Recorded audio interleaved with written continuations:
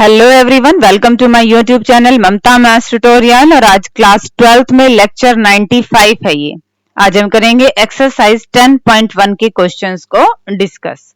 First हम देखिए बेटा, represent graphically a displacement of 40 kilometre 30 degree east of north. Graph बनाना है, एक नॉर्थ से 30 डिग्री ईस्ट की साइड 40 किलोमीटर जाना है। तो पहले हम क्या करें, हम हमारी डायरेक्शंस लिख लेते हैं। ये ईस्ट, वेस्ट, नॉर्थ और साउथ, ये ऐसे ही होती हैं। हमें बेटा कहाँ जाना है, नॉर्थ से ईस्ट की साइड जाना है। तो ये रहा, नॉर्थ से ईस्ट की साइड जाना है, 30 डिग्री जाना है और 40 किलोमीटर जाना है। तो ये पॉइंट P हमने ले लिया 40 किलोमीटर। स्केल दे दिया कि इतनी दूरी 20 किलोमीटर को दिखाती है, तो 20 और 20 ये हो गए 40 किलोमीटर। इसमें सिर्फ हमें ग्राफ बनाना था, ठीक है। Question number second, classify the following measures as scalars and vectors. आपको ये बताना है कि इनमें से स्केलर्स कौन से हैं और वेक्टर्स कौन से हैं। फर्स्ट पार्ट में क्या है, 10 kg। अब 10 kg, यहाँ पे कोई डायरेक्शन की बात नहीं हो रही, ये सिर्फ मैग्नीट्यूड है, तो ये स्केलर क्वांटिटी है। 2 मीटर नॉर्थ वेस्ट, ये साफ साफ डायरेक्शन की बात हो रही है, और जहां पे भी डायरेक्शन की बात हो that is our vector quantity. 40 degree ये मेजरमेंट है, स्केलर क्वांटिटी। 40 वाट, अगेन यहाँ पे डायरेक्शन की कोई बात नहीं हो रही है, तो ये है स्केलर क्वांटिटी। अभी इस क्वेश्चन के और भी पार्ट है, देखते हैं कि उनमें से स्केलर क्वांटिटी कौन कौन सी है और वेक्टर क्वांटिटी कौन कौन सी है। नेक्स्ट है हमारे पास 10 की पावर -10 कोलम्ब। ये हमारे पास चार्ज मापने के लिए यूनिट यूज होती है, तो ये स्केलर क्वांटिटी होती है। नेक्स्ट है हमारे पास 20 मीटर पर सेकेंड स्क्वायर। ये हमारे पास यूनिट है एक्सीलरेशन की, जिसको बोलते हैं हम त्वरण बोलते हैं, यानी कि स्पीड इंक्रीजिंग, जब गति बढ़ती है तो उसे बोलते हैं हम एक्सीलरेट होना। तो ये आपके पास कुछ एक साइंस की टर्म है, और ये यहाँ पे डायरेक्शन होती है इसमें, तो ये आपके पास वेक्टर क्वांटिटी आ गई है। Third, classify the following as scalar and vector quantities. Again आपको स्केलर और वेक्टर क्वांटिटी बतानी है। टाइम पीरियड, टाइम है, टाइम हमारे पास स्केलर क्वांटिटी आएगी। डिस्टेंस, डिस्टेंस भी हमारे पास स्केलर क्वांटिटी आएगी। फोर्स, फोर्स में डायरेक्शन की बात होती है, वेक्टर क्वांटिटी है। अगेन वेलोसिटी, वेलोसिटी में भी डायरेक्शन की बात होती है, ये वेक्टर क्वांटिटी है। और वर्क, काम तो काम होता है, ये हमारे पास क्या आ जाएगी, स्केलर क्वांटिटी आ जाएगी। डिस्कस करते हैं क्वेश्चन नंबर 4।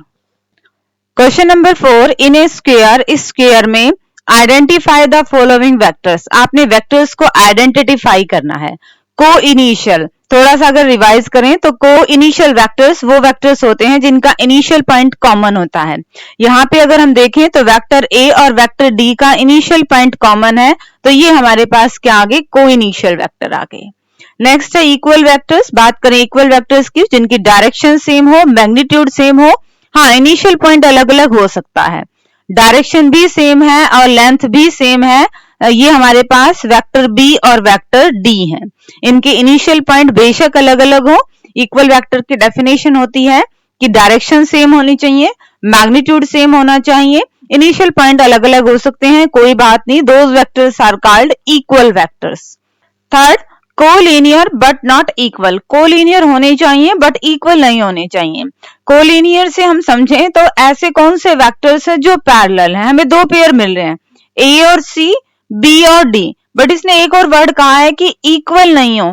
इक्वल में हमारे पास क्या होता है, डायरेक्शन सेम होती है। तो अब हमने देखना है कि इन दोनों पेयर्स में से ऐसे कौन सा पेयर है जिसमें डायरेक्शन सेम नहीं है। इन दोनों की तो डायरेक्शन सेम आ गई, हाँ, वेक्टर ए और वेक्टर सी ऐसे वेक्टर्स हैं जिनकी डायरेक्शन सेम नहीं है, ये इक्वल वेक्टर्स नहीं है, but these are collinear vectors. Question number 5, answer the following as true और फॉल्स। आपने बताना है कि नीचे दी स्टेटमेंट्स में से ट्रू स्टेटमेंट कौन सी है और फॉल्स स्टेटमेंट कौन सी है। देखिए जरा स्टेटमेंट्स को। First part, A and -a are collinear. कोई भी वेक्टर ए और इस वेक्टर का नेगेटिव, क्या ये कोलिनियर है? बिल्कुल, ये वेक्टर्स हमारे पास क्या है, कोलिनियर वेक्टर्स हैं। Second, 2 collinear vectors are always equal in magnitude. क्या ये बात सही है? नहीं, बिल्कुल भी नहीं। ये वेक्टर और ये वेक्टर आपस में क्या है, कोलिनियर हैं, बट ध्यान से देखें तो ये मैग्नीट्यूड में इक्वल नहीं है, तो इस स्टेटमेंट को हम क्या कहेंगे, false. Third, 2 vectors having the same magnitude are collinear. दो वेक्टर्स जिनका मैग्नीट्यूड सेम है वो कोलिनियर होंगे। नहीं, ये भी नहीं कह सकते हम ये वेक्टर और ये वेक्टर मैग्नीट्यूड में सेम है बिल्कुल, बट ये कोलिनियर नहीं है, तो इस स्टेटमेंट को भी हम क्या कह सकते हैं कि ये फॉल्स स्टेटमेंट है। Fourth, two collinear vectors having same magnitude are equal.